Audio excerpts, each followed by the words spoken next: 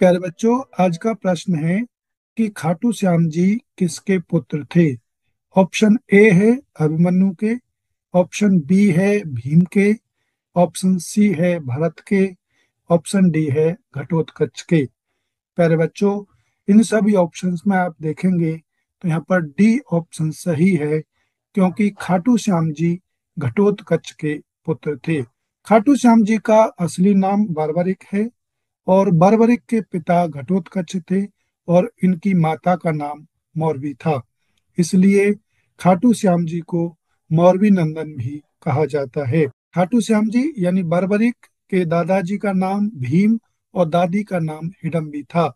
इस प्रकार खाटू श्याम जी पांडवों के वंशज थे। आइए जानते हैं बर्बरिक से खाटू श्याम कैसे बने, इससे जुड़ी कहानी के बारे में। खाटू श्याम जी यानी बर्बरिक बचपन से ही अत्यंत पराक्रमी थे। उनके पास 3 बाण थे जिनसे वो दुनिया को जीत सकते थे। पहला बाण था शत्रुओं को चिन्हित करने वाला, दूसरा बाण था मित्रों को चिन्हित करने वाला और तीसरा बाण था पहले बाण से चिन्हित सभी शत्रुओं का संहार कर देने वाला। इसलिए खाटू श्याम जी को 3 बाणधारी भी कहा जाता है।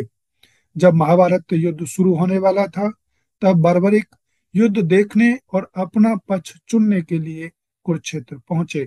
उनका संकल्प था कि जो भी युद्ध में कमजोर होगा, मैं उसकी सहायता करूंगा। बर्बरिक जी का यह संकल्प देखकर भगवान श्री कृष्ण समझ गए कि यदि बर्बरिक युद्ध में उतरेगा, पहले वो कौरवों का कमजोर पक्ष समझकर कौरवों की मदद करेगा और फिर पांडवों का पक्ष कमजोर समझकर पांडवों की मदद करेगा। इस प्रकार युद्ध एक चक्र में फंस जाएगा और कभी भी समाप्त नहीं होगा। यह सोचकर भगवान श्री कृष्ण ने बर्बरिक से दान में उनके सिर की मांग की। बर्बरिक ने बिना संकोच अपना सिर भगवान श्री कृष्ण को दान में दे दिया। बर्बरिक कहने लगे कि प्रभु, मेरी इच्छा थी कि मैं महाभारत का युद्ध देखूं, लेकिन आपने मेरा सिर दान में मांग लिया। मेरी इच्छा ये पूरी नहीं होगी। बर्बरिक की यह बात सुनकर भगवान श्री कृष्ण के कहने पर बर्बरिक का सिर युद्ध के दौरान ऊंचे पर्वत पर रखा गया, ताकि वे पूरा महाभारत का युद्ध देख सके। जब युद्ध समाप्त हो गया तो पांडवों को अहंकार हो गया कि ये युद्ध हमने जीता है। पांडवों के अहंकार को तोड़ने के लिए भगवान श्री कृष्ण पांडवों को बर्बरिक के पास ले गए, जहां पर उसका सिर कटा हुआ ऊंचे पर्वत पर रखा हुआ था। और बर्बरिक से पूछा भगवान श्री कृष्ण ने कि बर्बरिक बताओ, युद्ध किसने जीता और किसने क्या किया। बर्बरिक ने उत्तर दिया कि प्रभु, मैंने केवल आपके सुदर्शन चक्र को हर ओर घूमते देखा। युद्ध की जीत का श्रेय केवल आपको जाता है।